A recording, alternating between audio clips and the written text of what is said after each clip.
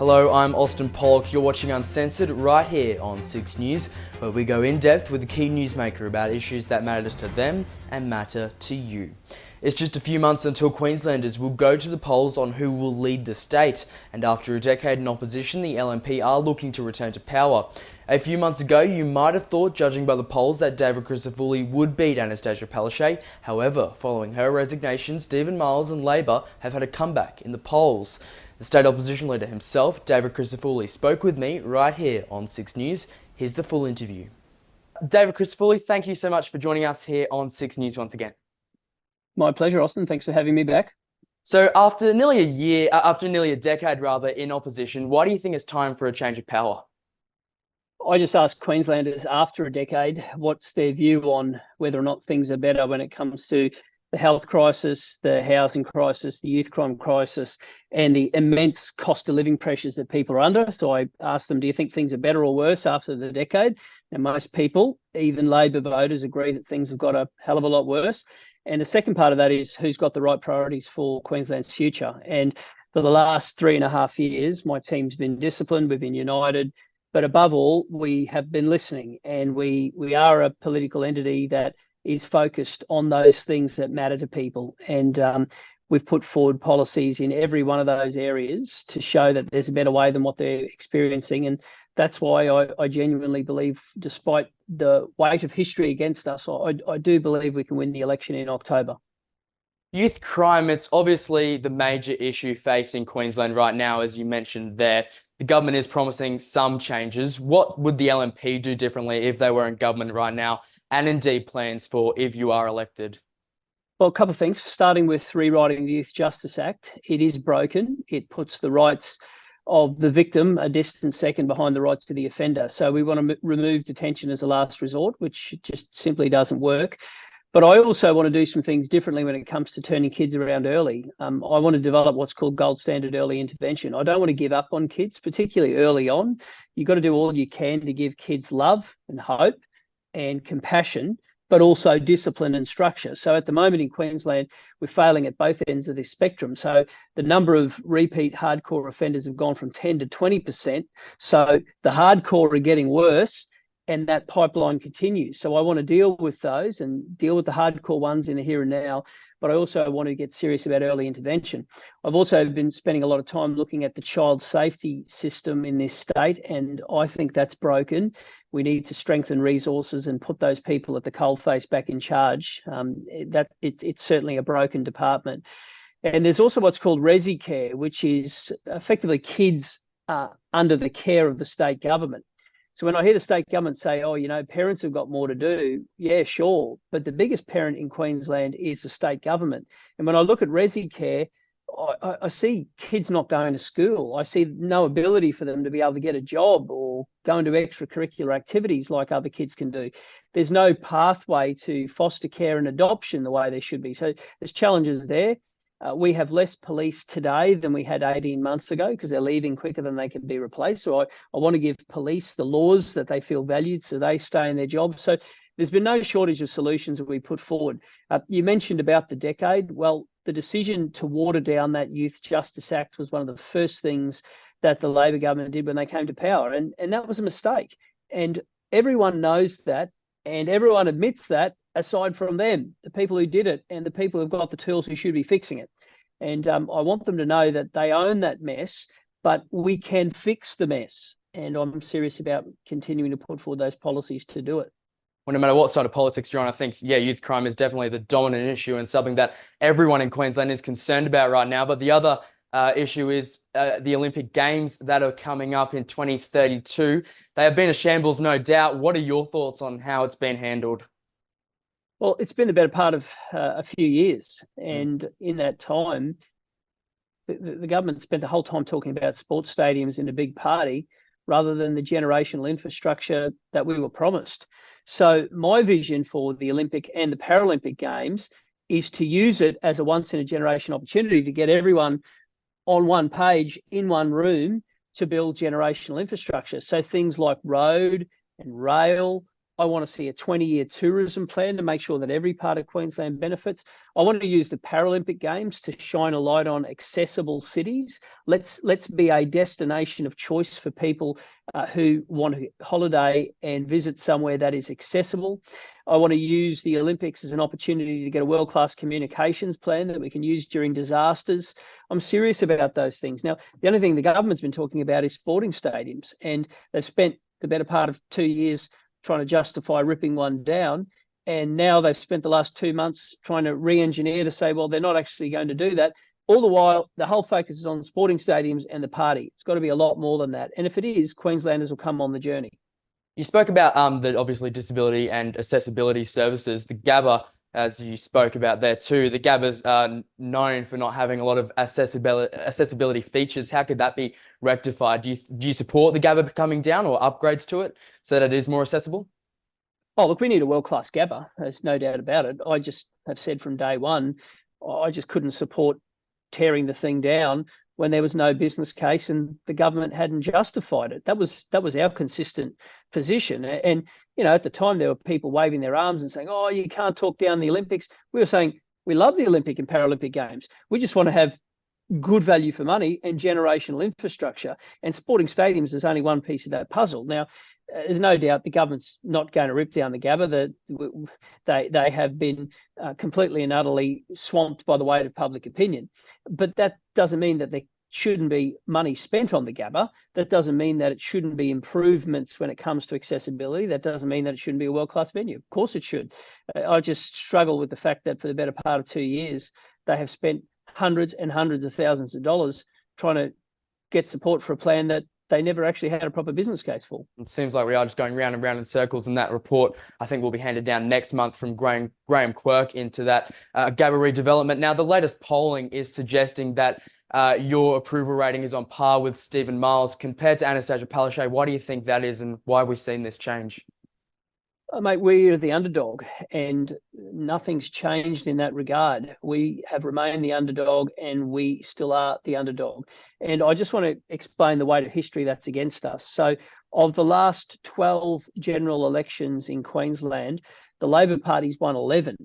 So they've basically governed for 30 of the last 35 years. That's a generation and a half. So we need to win 14 seats to win a majority government. That's massive. That's historic terms. So of course we're going to remain the underdog, and the Labor Party expects to win. They always expect to win. We're going to earn that right. And we know it's tough, but Queensland needs new leadership. And right now, the state is bogged down by a government that is constantly in chaos and crisis. And every frontline service is crumbling before our eyes. We've got a government that does not respect taxpayers' dollars. Every project is blowing out in time and money. It is a state that the government is heading in the wrong direction in. And we've put forward an alternate plan, and we are united and we're focused. And I think people are looking at that. But, mate, we're going to remain the underdog for a long, long time because that's the nature of politics in Queensland. But we're up to it. And I want your viewers to know that we're serious about bringing generational change. I just want to go back to the Olympics for a second. Do you think the government owes Queenslanders an apology when it comes to the shambles? Well, the current Premier was the infrastructure minister who told us all for a couple of years that the only way was to knock it down and there was no other option. The current minister is the one who's been responsible for the housing strategy that's developed less slots to be able to house people and the pressure they're living under. He was a health minister when ambulance ramping soared out of control. So he's trying desperately to say, well, look, I haven't had that much to do with the last 9 years. Well, when you're the deputy premier, you're not exactly batting at number 9 in the order, right? Like it's the only thing that's happened is everybody's moved up one in the batting order, but it's the same people and it's still the same people at the pointy end. So we'll be reminding them of that, I can assure you. But more than that, we'll be painting an alternate vision and a different course. And I want Queenslanders to know we're serious about bringing good government to this place. Going back a couple of months ago, you would have thought Anastasia Palaszczuk would be leading Queenslanders to the next election, but then obviously she just got up and walked away. Were you more concerned about going up against Stephen Miles or Anastasia Palaszczuk? Oh, I'm not sure she got up and walked away. I think there was a little bit of cajoling and pushing and a few backroom deals done to install somebody who the union movement liked very much. But I'll make this point. I thought she was a very formidable politician, and I think the same of the current Premier. And I want Queenslanders to know that they are going to have the history of politics in this state behind them, but they're also going to have the weight of many of the union movements behind them, and they are going to fight and campaign really, really hard. And I'm under no illusions about how difficult that is. So you won't get 1 gram of underestimation from me, I assure you. It's a big mountain to climb, and we are up against it. Well, it's a big couple of months coming up. What do you think went wrong at the last election with Deb Frecklington in charge? Was it a popularity contest of the two leaders, do you think? And could that happen again? No, I don't think that was the case at all. I think it was like all contests in politics, things are about timing, and the government ran the mother of all scare campaigns, and I expect to see it again. And I want Queenslanders to know, despite that, I want them to look at where things are. So the government went to the last election and said that you had to vote for them to keep Queensland safe. Well, I'm going to ask the question, how safe are you when you got someone at your front door with a knife trying to break in and steal your car? How safe are you when you're picking up the phone, but a hardworking paramedic can't come and get you because she's waiting at the end of the ramp for those hardworking doctors and nurses to clear a bed? How safe are you when you can't keep a roof over your head because the government hasn't built social housing, has chased the community housing sector away and hasn't developed enough lots? How safe are you when you can't afford your electricity bill because we've had the biggest rise in electricity prices in the last 12 months, 3 times the national average? So if they want to talk about keeping Queenslanders safe, which was the theme of the last election, I don't think they've done a very good job in that, and Queenslanders are seeing it. Are there any initiatives that you would bring in to help reduce cost of living? Obviously a major issue facing not only just Queensland, but in the entire country. You bet. And you're right, it is an issue facing the country, but Queensland's ground zero in the cost of living crisis. And I pointed to electricity before, but just by way of numbers, in the last 12 months, our power prices have risen by 19.9% in Queensland. That's 3 times the national average. So in round numbers, Victoria's gone up about 8%, New South Wales 6%. It actually went backwards in WA. So there is a way that you can drive down power prices, and we have guaranteed people that we will have a maintenance guarantee. And that's our commitment to Queenslanders, that the money generated is going to be put back on to make sure that those generators are running and they are forcing the power price down. And I want to make sure that there's affordable, reliable and sustainable electricity. I also want Queenslanders to know that right across the board, things like insurance, every time there is a break-in, every time crime escalates out of control, your insurance bills go up. Every time you get flooded because the government hasn't built flood mitigation, your insurance goes up. Water prices constantly on the rise. We want to be disciplined in our approach and make sure that that doesn't continue to happen. Transport costs. We've had the biggest rise in transport costs. Our roads are in a state of disrepair, and the government has blown out every project they've done. So there are so many things that a state government can do. And at the moment, the government's moving to have an inquiry into the grocery chains, into the big 2 grocery supermarkets. We think that's a great idea. And we want to make sure we put the microscope on the supermarket giants. But we've also asked the government to expand it. And we've launched a petition today to say, well, if we're going to put the microscope on the supermarkets, let us also focus on electricity, road, insurance, water, the things that we control as a state government. So yes, let's scrutinise others, but let's also look in the mirror as well. So we would sincerely hope that the Parliament would back that, and that will help drive the change that's needed. A hung Parliament is more than possible after the election. Can you say now that you would be prepared to work with the crossbench, especially Katter's Australia and One Nation if needed after the election? Austin, I want Queenslanders to vote for change, and in order to do that, they have to vote for the LNP, and I'm serious about that. I don't want to see a chaotic Parliament. I don't want to see deals. I don't want to see trade-offs. I just want to see an end to the chaos and crisis that people have been living through. And I know the government has rigged the electoral system, and they have changed it against the recommendations following the Fitzgerald inquiry many years ago for it to be optional preferential. It's now compulsory, and as a result, there's some unholy alliances that go on between the Labor Party and the Greens at time. I just want Queenslanders to know, if you want change, you've got to vote for it.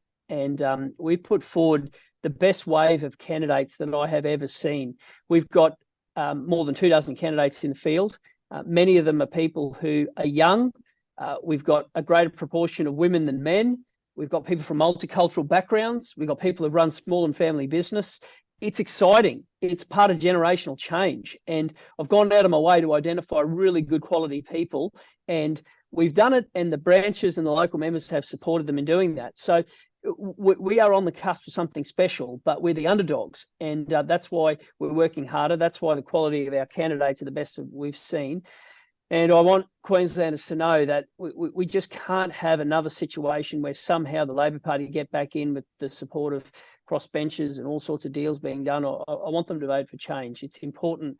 After being in power for the better part of the last 3 decades, I think it's time, and we're reformed and ready to go. All right, David Crisafulli, we'll leave it there. Thank you so much, and good luck for a big couple of months ahead.